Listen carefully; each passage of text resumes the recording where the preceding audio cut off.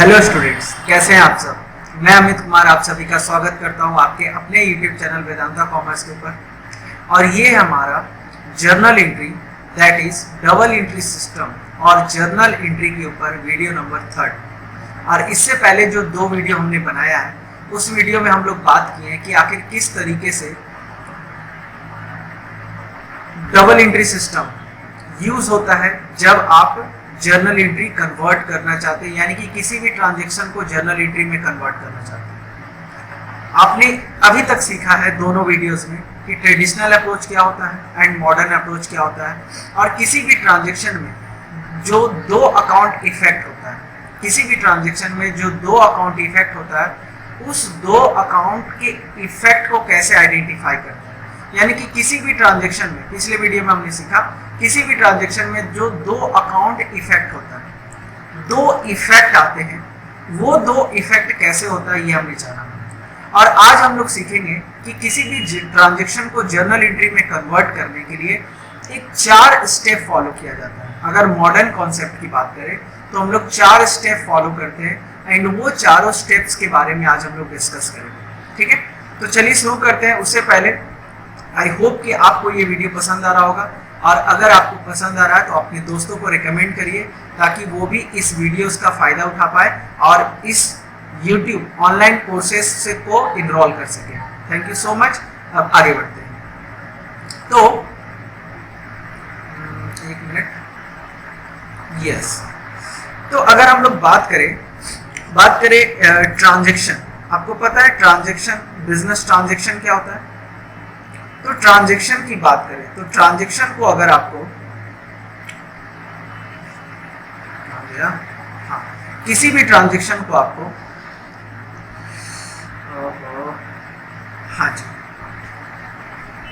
किसी भी ट्रांजैक्शन को आपको अगर जर्नल एंट्री में कन्वर्ट करना है, जर्नल एंट्री में अगर कन्वर्ट करना है तो आपको 4 स्टेप्स फॉलो करना पड़ता है। सबसे पहला, आइडेंटिफाई अकाउंट इन्वॉल्व, जो कि हम लोग कल सीखे, अकाउंट इन्वॉल्व कैसे निकालते हैं। सेकेंड, आपको फाइंड आउट करना है नेचर ऑफ अकाउंट।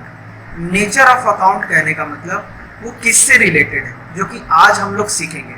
फिर उसके बाद थर्ड पॉइंट आपको आइडेंटिफाई करना पड़ता है direction of change, direction of change. And last है आपका 4th, रूल एप्लीकेबल। और जो भी रूल हम लोग लगाएंगे ना वो मॉडर्न अप्रोच का लगाएंगे। कौन सा रूल लगाएंगे? मॉडर्न अप्रोच का रूल लगाएंगे। तो देखिए, ये जो हम लोग चीज देख रहे हैं, ये 4 स्टेप्स आपको इनिशियली फॉलो करना है। जब आप एक्सपर्ट बन जाओगे, जब आपको महारत हासिल हो जाएगा किसी भी ट्रांजैक्शन को जर्नल एंट्री में कन्वर्ट करने के लिए, तो आप मात्र 2 से 3 क्लास में, आप मात्र 2 to 3 क्लासेस में आप देखोगे, या फिर मैक्स टू मैक्स 5 क्लासेस में, कि आपको ये चारों स्टेप्स फॉलो करने का जरूरत ही नहीं पड़ रहा है।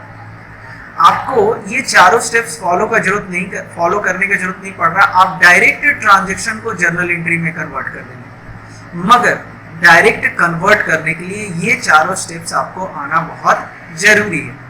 ठीक है, तो चलिए सबसे पहले हम लोग आइडेंटिफाई, जो कि कल हम लोग पढ़ चुके हैं, उसको एक बार रिवाइज कर लेते हैं तो आपको थोड़ा सा सहूलियत हो जाएगा। तो आपको पता है, जैसे यहाँ पे Shyam started business with cash, तो इसमें क्या होगा, अगर श्याम स्टार्ट किया है बिजनेस को कैश के मोड में, तो 2 अकाउंट जो इफेक्ट होगा, एक होगा कैश अकाउंट और एक चूंकि बिजनेस स्टार्ट किया है तो कैपिटल अकाउंट, है ना। हम लोग ये इसके बारे में चर्चा लास्ट वीडियो में कर चुके हैं, तो इसमें हम लोग थोड़ा फास्ट भागेंगे और फटाफट इसको कंप्लीट करेंगे, क्योंकि इसी के मदद से आगे का काम होगा। Purchase of goods for cash, जब आप परचेज कर रहे हैं तो परचेज अकाउंट, एंड कैश में परचेज कर रहे हैं तो कैश अकाउंट। नेक्स्ट है purchase of goods from Subhash, तो सुभाष से परचेज किए, यानी कि सुभाष को पैसा नहीं दिए, तो परचेज अकाउंट। और दूसरा कौन सा अकाउंट इफेक्ट होगा? सुभाष अकाउंट, है ना। Next, purchase of furniture for cash, furniture purchase किए, तो फर्नीचर परचेज किए तो चूंकि फर्नीचर एसेट्स है, फर्नीचर क्या है? एसेट्स है, तो फर्नीचर अगर परचेज किए तो फर्नीचर का नाम लिखना पड़ेगा। ठीक है, तो फर्नीचर अकाउंट। एंड कैश में परचेज किए तो कैश अकाउंट इफेक्ट होगा। नेक्स्ट है आपका पेड कैश टू सुभाष, है ना, सुभाष को हम लोग कैश दिए, तो अगर सुभाष को दिए चूंकि कैश पे कर रहे हैं तो कैश अकाउंट, दो ये इफेक्ट होगा। और सुभाष को पेमेंट कर रहे हैं तो सुभाष का नाम काट देंगे तो सुभाष अकाउंट, है ना। अच्छा, आपको बता दें आपके सहूलियत के लिए कि अगर आप कॉमर्स पढ़ रहे हो और किसी भी, आप कॉमर्स में किसके बारे में पढ़ते हैं, बिजनेस के बारे में, तो बिजनेस मैन बन के अगर आप पढ़ाई करेंगे यानी कि आप अपने जो भी ट्रांजेक्शन्स हो रहे हैं आप उसको अपने पे ढाल कर देखोगे। मान लीजिए कि आप एक बिजनेसमैन हैं और आप एज अ बिजनेसमैन होने के नाते आप क्या करते हैं, तो आपके लिए बहुत आसान हो जाता है, ठीक है। तो आप जब भी कुछ भी कॉन्सेप्ट का डिस्कशन करेंगे तो आप एज अ सेलर या फिर एज अ बायर या फिर एज अ बिजनेसमैन आप उसको ट्रीट करेंगे तो आपको काफी आसानी होगा। Purchase of goods from Ravi for cash, cash में परचेज किए तो परचेज किए तो परचेज इफेक्ट होगा, और चूंकि कैश दे दिए तो रवि का नाम लिखने का जरूरत नहीं है। फिर purchase of goods from Ravi, मगर मतलब इस क्वेश्चन में क्या कह रहा है, रवि से परचेज किए मगर कैश के बारे में नहीं बोल रहा है तो कैश नहीं लिखेंगे, क्या लिखेंगे, रवि अकाउंट लिखेंगे, है ना। एस्ट ऑफिस एस लगाना चाहते हैं तो लगा लेंगे क्योंकि लगाते ही हम लोग। नेक्स्ट है आपका purchase machinery for cash, machine खरीदें तो आपको पता है ना मशीन चूंकि एक बार खरीदेंगे तो बार बार यूज होगा, तो मशीनरी वगैरह जो है ये एसेट्स होता है, इसलिए हम लोग क्या करेंगे, मशीन अकाउंट लिखेंगे, और कैश में परचेज किए तो कैश अकाउंट लिखेंगे। नेक्स्ट है आपका पेड रेंट, रेंट पे किए, तो अगर रेंट पे कर रहे हैं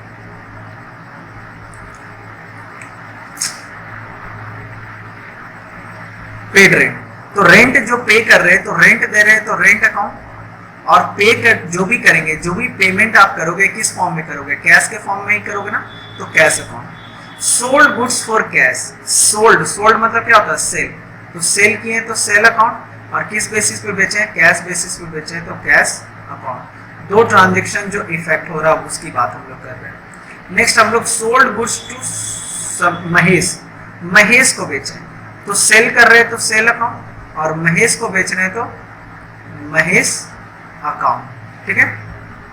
नेक्स्ट है आपका received cash from Mahesh, Mahesh से पैसा मिला, तो रिसीव्ड कैश मतलब कैश मिला है, तो कैश मिला है तो कैश अकाउंट, और महेश से पैसा मिला है तो महेश अकाउंट, है ना।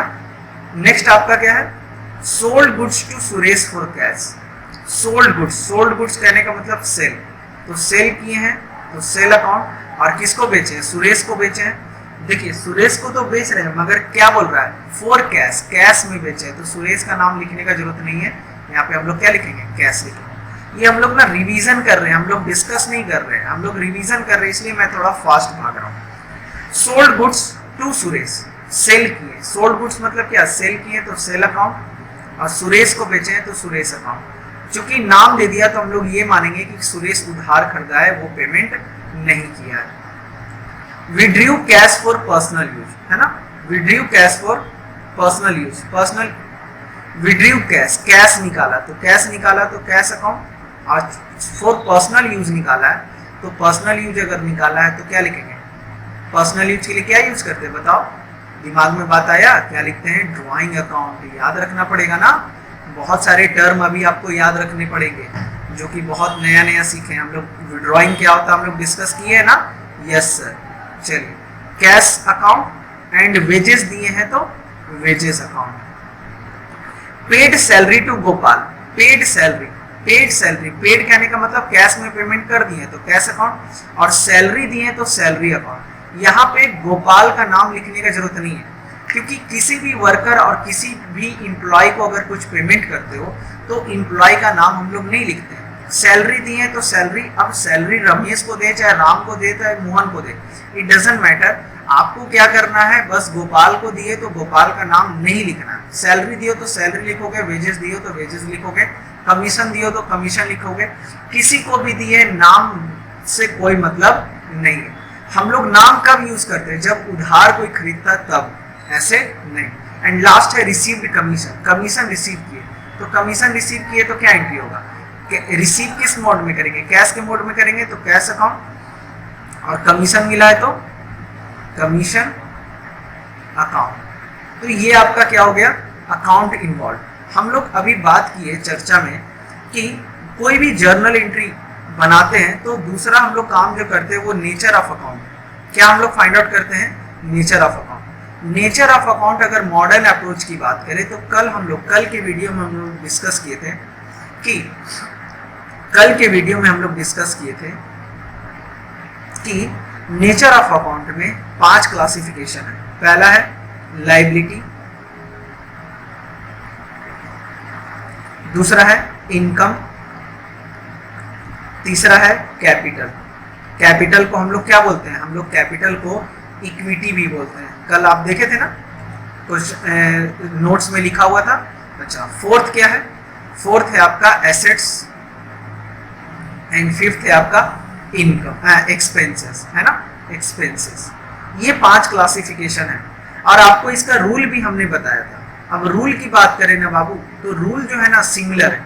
रूल क्या है? सिमिलर है। कहने का मतलब लायबिलिटी, इनकम और कैपिटल का रूल एक ही है कि अगर वो इंक्रीज करेगा तो क्रेडिट साइड में और डिक्रीज करेगा तो डेबिट साइड में लिखते हैं। और एसेट्स और एक्सपेंस का रूल एक जैसा है, यानी कि एसेट्स और एक्सपेंस भाई भाई और लायबिलिटी, इनकम, कैपिटल भाई भाई, दोनों एक कैटेगरी में। इंक्रीज करेगा तो डेबिट एंड डिक्रीज करेगा तो क्रेडिट, जस्ट उल्टा।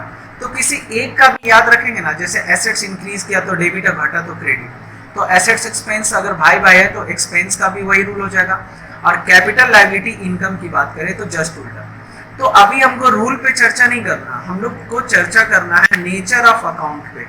तो नेचर ऑफ अकाउंट की बात करें तो नेचर ऑफ अकाउंट यानी कि जितने भी अभी अकाउंट इन्वॉल्व हम लोग फाइंड आउट किए, वो या तो लायबिलिटी होगा, या तो इनकम होगा, या तो कैपिटल होगा, या तो एसेट्स होगा, या तो एक्सपेंस होगा। लायबिलिटी क्या होता है? जब भी कर्ज का बात आए, जब भी फाइनेंशियल ऑब्लिगेशन की बात आए, जैसे क्रेडिटर, बैंक लोन, इन्वेस्टर से पैसा ले लिए तो वो लायबिलिटी हो जाएगा। इनकम, कुछ भी आपको मिल रहा है, जैसे सेल कर रहे हैं, कमीशन ले रहे हैं, तो ये सब इनकम हो जाता है। ओनर अगर कुछ पैसा लगा रहा है या फिर कुछ पैसा निकाल रहा है, तो पैसा लगा रहा है तो कैपिटल, और कुछ पैसा निकाल रहा है तो ड्रॉइंग, ठीक है ना। तो इक्विटी कहो चाहे कैपिटल बोलो, बात एक ही है। एसेट्स क्या होता है? वो चीज जो आपको बिजनेस करने में हेल्प करता है, जो आपका प्रॉपर्टी ऑफ बिजनेस होता है। और एक्सपेंस क्या होता है? एक्सपेंस उसको बोलते हैं जो आप अपने बिजनेस में, बिजनेस के एक्सपेंसेस होते हैं ना, जैसे रेंट दिए, सैलरी दिए, कमीशन दिए, तो ये सब क्या हो जाएगा? आपके बिजनेस का एक्सपेंसेस हो जाएगा। चलिए अब हम लोग चर्चा करते हैं और डिस्कस करते हैं इसकी बात, इसका कि आखिर जब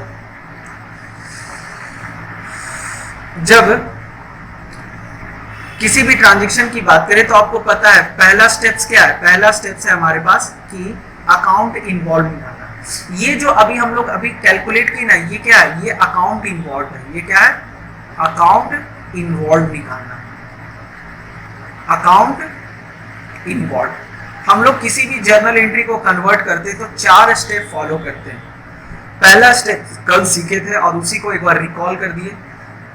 दूसरा स्टेप है नेचर ऑफ अकाउंट। हमारा दूसरा स्टेप क्या होगा? नेचर ऑफ अकाउंट, यानी कि वो किससे बिलोंग करता है। नेक्स्ट हमारा स्टेप्स क्या रहेगा? Nature of account. तो अब ये बताओ, कैश क्या आपका प्रॉपर्टी ऑफ बिजनेस है ना, तो प्रॉपर्टी ऑफ बिजनेस है तो ये क्या हो जाएगा? एसेट्स हो जाएगा। अगर कैपिटल की बात करें तो कैपिटल तो खुद में एक कैपिटल है, तो कैपिटल को आप कैपिटल भी बोल सकते हो या फिर आप इक्विटी भी बोल दीजिए, वो भी बात एक ही है। तो हम हमेशा कैपिटल ही बोलेंगे, तो आप भी कैपिटल ही बोलना, मगर ये बात अब जरूर ध्यान में रखना कि कैपिटल को इक्विटी भी बोलते हैं। अब ये बताओ, परचेस करना क्या होता है? अब बताओ, ये एसेट्स है कि एक्सपेंस है कि इनकम है कि लायबिलिटी है कि कैपिटल है? तो भाई परचेस जब भी आप करते हैं तो खर्च होता है, और खर्च परचेस करना तो एक्सपेंस हो जाएगा ना, इसलिए इसको क्या बोलेंगे? एक्सपेंस। और कैश क्या होता है? कैश हमेशा एसेट्स होता है ना। कैश क्या होता है? कैश के बिना बिजनेस नहीं कर सकते हैं, यानी कि कैश प्रॉपर्टी। एसेट्स किसको बोलते हैं? जो प्रॉपर्टी ऑफ बिजनेस है। हम लोग पहले पढ़े हैं ना, एसेट्स क्या होता है? Property of business. तो कैश यहाँ पे क्या हो जाएगा? एसेट्स। फिर यहाँ पर देख रहे हैं परचेस, क्या कर रहे हैं? परचेस की। देखो परचेस के साथ क्या आ रहा है? परचेस आपको पता है, परचेस क्या होता है? एक्सपेंस होता है। परचेस क्या होता है? एक्सपेंस। उन 5 में से आपको क्लासिफाई करना है कि ये एसेट्स है कि एक्सपेंस है कि इनकम है कि कैपिटल है कि लायबिलिटी है, ठीक है। इन 5 में से आपको आइडेंटिफाई करना है। तो परचेस तो एक्सपेंस है। अब ये नाम सुभाष, सुभाष क्या है? तो देखो नाम या तो एसेट्स होगा या तो लायबिलिटी होगा, आपको समझना पड़ेगा। मैं देखिए क्या समझाना चाह रहा हूँ, आप समझिए। कोई भी नेम की बात करें ना, तो नेम जो है, नेम से रिलेटेड कोई भी अकाउंट है, नेम से रिलेटेड कोई भी अकाउंट है, वो दो चीजें हो सकती है, या तो वो एसेट्स होगा या तो लायबिलिटी होगा, या तो एसेट्स होगा या तो लायबिलिटी होगा। एसेट्स की बात करें तो एसेट्स कब होगा? एसेट्स कब बोलते हैं? जब हमको पैसा लेना है। कोई भी इंसान, नाम मतलब क्या कि कोई इंसान से रिलेटेड अकाउंट है, तो कोई भी इंसान लायबिलिटी होगा या तो एसेट्स होगा। मान लीजिए हम उससे कुछ परचेस किए, हम अकाउंटिंग कर रहे हैं, हम आप लोगों से कुछ परचेस किए और कुछ पैसा नहीं दिए, तो हमको क्या करना पड़ेगा? पेमेंट करना पड़ेगा, फ्यूचर में पेमेंट करना पड़ेगा। और फ्यूचर में पेमेंट करना पड़ेगा यानी कि क्या हो जाएगा? लायबिलिटी। यानी कि नाम लायबिलिटी कब होगा? जब हम परचेस करेंगे। तो परचेस के साथ अगर नाम आए यानी कि क्या है? लायबिलिटी। कॉन्सेप्ट समझो, लायबिलिटी क्यों बोल रहे हैं? क्योंकि फ्यूचर में पेमेंट करना, फ्यूचर में हमको पेमेंट करना। उसी प्रकार से अगर हम उधार बेचे हैं तो पैसा लेंगे, फ्यूचर में पैसा लेंगे, और चूंकि पैसा लेंगे तो यानी कि वो क्या हो जाएगा? एसेट्स। इसलिए हम कह सकते हैं कि अगर हम किसी को सेल किए हैं उधार पे तो वो मेरे लिए क्या हो जाएगा? एसेट्स। और अगर किसी को पैसा पे कर रहे हैं, पे कर रहे हैं या फिर पेड बोले, यानी कि वो नाम से, वो नाम क्या था? लायबिलिटी था, लायबिलिटी था तभी ना पेमेंट किए हो। और किसी से अगर पैसा आप रिसीव कर रहे हैं, किसी से पैसा रिसीव कर रहे हैं, है ना, टेक कर रहे हैं, तो वो आपके लिए क्या है? एसेट्स। यानी कि कोई बंदा आपको आकर पैसा दिया तो वो इसलिए आपसे को पैसा दिया क्योंकि आपसे वो पहले उधार खरीद चुका था और वो अचानक से आके आपको पैसा दे रहा है, तो वो आपके लिए क्या हो जाएगा? एसेट्स हो जाएगा, है ना। चलिए तो आगे हम लोग बढ़ते हैं और डिस्कस करते हैं। तो एकदम बारीकी से समझें, नाम में थोड़ा बच्चों को कंफ्यूजन हो जाता है, इसलिए हम थोड़ा सा उसके लिए अलग से नोट दे दिए। परचेज एक्सपेंस है। अब परचेज किए हैं, चूंकि परचेज किए उधार पे, तो सुभाष मेरे लिए क्या हो जाएगा? लायबिलिटी हो जाएगा। क्या हो जाएगा? लायबिलिटी। फर्नीचर, फर्नीचर क्या होता है? एसेट्स होता है। और कैश भी क्या होता है? एसेट्स होता है। कैश भी क्या होता है? एसेट्स होता है ना। तो परचेज भी एसेट्स हो गया और कैश भी क्या हो गया? एसेट्स हो गया। तो दोनों एसेट्स हो सकता है, कोई दिक्कत नहीं है ना, कोई दिक्कत वाली बात नहीं है। कैश, कैश क्या होता है? एसेट्स होता है। अब तो आपको याद हो जाना चाहिए। और देखिए यहाँ पे क्या करा? Paid cash to Subhash, Subhash आया। अब सुभाष नाम है तो नाम एसेट्स भी हो सकता है, लायबिलिटी भी हो सकता है, तो इसके लिए आपको ट्रांजैक्शन को पकड़ना पड़ेगा। अब कह रहा है पेड कैश टू सुभाष, दुकानदार, जिस दुकानदार की बात कर रहे हैं वो पेमेंट किया है सुभाष को। तो सुभाष को क्यों पेमेंट किया है? क्योंकि वो कर्ज लिया था तब ना पेमेंट किया है, इसलिए सुभाष यहाँ पे क्या हो जाएगा? Liability.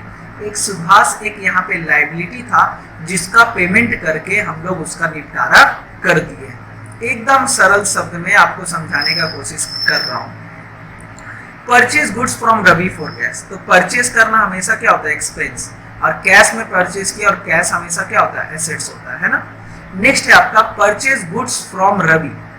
Purchase goods from Ravi, तो परचेज किए हैं तो परचेज तो एक्सपेंस हो गया, और परचेज किए हैं रवि से, तो रवि यहाँ पे क्या हो जाएगा? लायबिलिटी। यहाँ पे क्या हो जाएगा? लायबिलिटी, क्योंकि आप रवि से परचेज किए हो तो रवि आपके लिए यहाँ पे क्या हो जाएगा? लायबिलिटी हो जाएगा, क्योंकि आपको फ्यूचर में पेमेंट करना पड़ेगा उसको। नेक्स्ट कह रहा है परचेज मशीनरी फॉर कैश। तो मशीन आपके लिए क्या होता है? मशीन आपका प्रॉपर्टी ऑफ बिजनेस है ना, तो मशीन क्या होता है? एसेट्स। और कैश भी क्या होता है? एसेट्स। तो दोनों तरफ एसेट्स, दोनों तरफ एक्सपेंस, दोनों तरफ कैपिटल आ सकता है, कोई बड़ी बात नहीं है, ठीक है। तो तुम ज्यादातर देख रहे होगे कैश, एसेट्स और एक्सपेंस ही बार बार आ रहे हैं। नेक्स्ट बात करें, नेक्स्ट हमारे पास क्या है? Paid rent. रेंट का पेमेंट किए, तो रेंट देना एक तरीके का क्या है? बिजनेस के लिए एक्सपेंस है। रेंट देना आपके लिए क्या है? एक्सपेंस। और कैश क्या होता है? कैश एसेट्स होता है ना। Sold goods for cash, cash में बेचे। सोल्ड गुड्स फॉर कैश, तो कैश तो आपके लिए एसेट्स होता है, आपको पता है। और सेल करना आपके लिए क्या है? सेल करना जो है वो आपके लिए इनकम है। आप किसी को भी गुड्स बेचते हैं तो उससे आपको इनकम होता है कि नहीं? आप कुछ भी सेल किए, मान लीजिए 100 रुपए का सेल किए, तो 100 रुपए का सेल जो किए उसमें कहीं ना कहीं हो सकता है कि 90 रुपए का खरीदे और 10 रुपए का आपका उसमें प्रॉफिट छिपा हुआ, तो ये जो 10 रुपए है ये आपके लिए इनकम है कि नहीं, तो इसलिए हम लोग सेल को क्या बोलते हैं, सेल को इनकम कंसीडर करते हैं, इनकम के कैटेगरी में लाते हैं। नेक्स्ट है आपका, एक मिनट,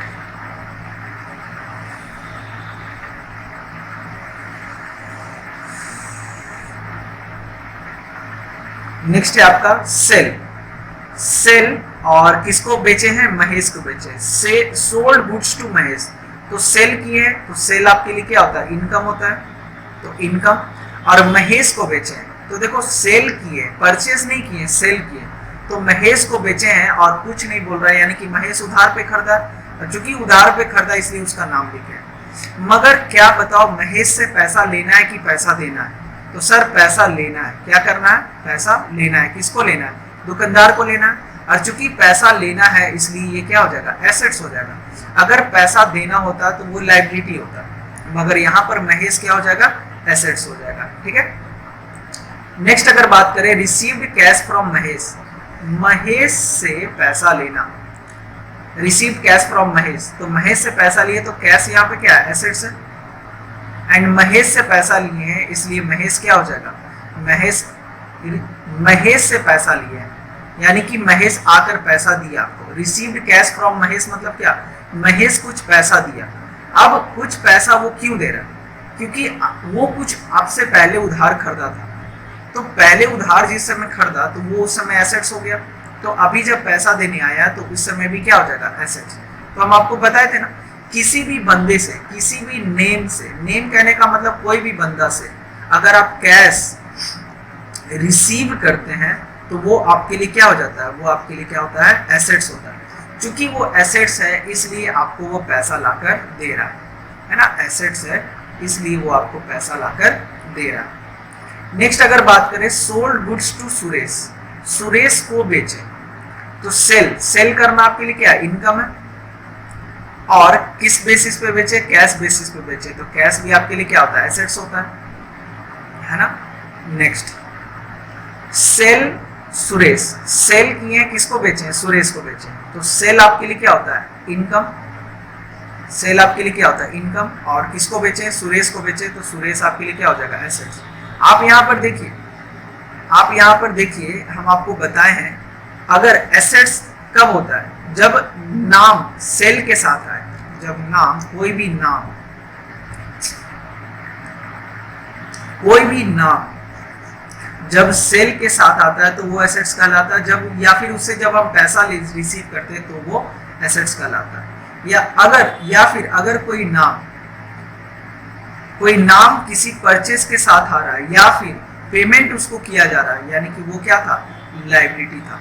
तो इन छोटी छोटी बातों को आपको ध्यान में रखना है ताकि आप इजीली किसी भी क्वेश्चन को टैकल कर पाए। नेक्स्ट क्या है हमारे पास, नेक्स्ट है question, withdrew cash from office for personal use, withdrew cash from office for personal use, personal use के लिए कुछ पैसा हम लोग निकाले, तो भाई पैसा चूंकि निकाले तो कैश है, और कैश आपके लिए क्या होता है, एसेट्स होता है।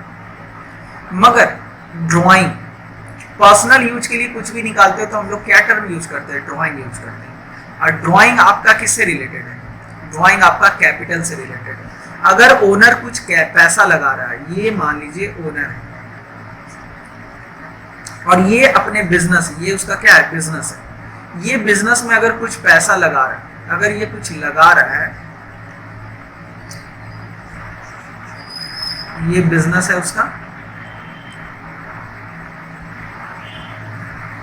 ये बिजनेस है, ये बिजनेस में अगर कुछ लगा रहा है तो उसको क्या बोलते हैं, कैपिटल बोलते हैं। अब भाई इसको पैसे की जरूरत पड़ेगा तो ये बिजनेस से निकालेगा, ये बिजनेस से क्या करेगा, निकालेगा, और जब भी पैसा बिजनेस से निकालेगा तो उसको क्या बोलेंगे, ड्राइंग बोलेंगे। तो ड्राइंग जो है वो कैपिटल से ही रिलेटेड होता है, जितना पैसा लगाओगे उतना निकालोगे, तो इसलिए ड्राइंग जब भी आएगा तो वो किससे रिलेटेड होगा, कैपिटल से रिलेटेड होगा, ठीक है। या फिर हम आपको बताए थे आप कैपिटल को क्या बोल सकते हैं, इक्विटी भी बोल सकते हैं, ठीक है। Next paid wages, paid wages, wages का पेमेंट करना, थोड़ा प्रॉब्लम हो रहा है। पेड वेजेस, पेमेंट किए तो पेमेंट किए हैं तो कैश में ही पेमेंट किए होंगे, इसलिए एसेट्स कैश। और वेजेस दिए और वेजेस देना आपके लिए क्या है, खर्च है, तो खर्च है तो एक्सपेंस। उसी तरीके से पेड सैलरी, सैलरी देना तो कैश में दिए तो इसलिए कैश तो एसेट्स होता है, और सैलरी दिए हो तो सैलरी तो आपके लिए एक्सपेंस है, इसलिए यहाँ पे क्या हो जाएगा, एक्सपेंस हो जाएगा। एंड नेक्स्ट क्या कह रहा है, रिसीव्ड कमीशन, जो कि लास्ट। रिसीव्ड कमीशन कहने का मतलब, रिसीव्ड कमीशन मतलब कि कमीशन मिला है, तो कैश के मोड में मिला, और कैश आपके लिए क्या होता है, एसेट्स होता है। और कमीशन मिलना, आप बताओ, आप बिजनेसमैन हो और आपको कमीशन मिला है, आप दिए नहीं है, आपको मिला है, इसलिए रिसीव लिख रहा है। तो चूंकि आपको मिला है तो आपके लिए क्या हो जाएगा, इनकम हो जाएगा। क्या हो जाएगा, ये इनकम हो जाएगा। तो एकदम ये आसान है, एकदम इजी है कि किस तरीके से हम लोग इसको करते हैं। तो आप अपने घर पे प्रैक्टिस करने के लिए सेम चीज को एक बार फिर से रिपीट कर लेना, तो आपको और अच्छे से कंफर्म हो जाएगा। तो आज के इस वीडियो में हम लोग 2 स्टेप, आपको पता चल गया कि जर्नल एंट्री में कन्वर्ट करने के लिए 4 स्टेप फॉलो करना है। ट्रांजैक्शन को जर्नल एंट्री में कन्वर्ट करने के लिए identifying account involve, nature of account, direction of change and rules and rule. Rule में हम बताएं, अभी डिस्कस किए थे स्टार्टिंग में, लायबिलिटी और इनकम और कैपिटल बढ़ता है तो क्रेडिट और घटता है तो डेबिट साइड, है ना। दो इफेक्ट जो होता है उसको आइडेंटिफाई करने की बात कर रहे हैं। तो अभी तक हम लोग 2 चीज पे कमांड ले आए हैं, किस पे, identifying account and nature of account. तो देखो ये जो आपका सेशन चल रहा है, बहुत ही इंपॉर्टेंट सेशन चल रहा है। इसी के आधार पे पूरा अकाउंटेंसी डिपेंड करता है। तो इसको एकदम बारीकी से, आराम से, धीरे धीरे हम लोग डिस्कस करेंगे, ताकि आपको किसी भी तरीके का प्रॉब्लम ना हो।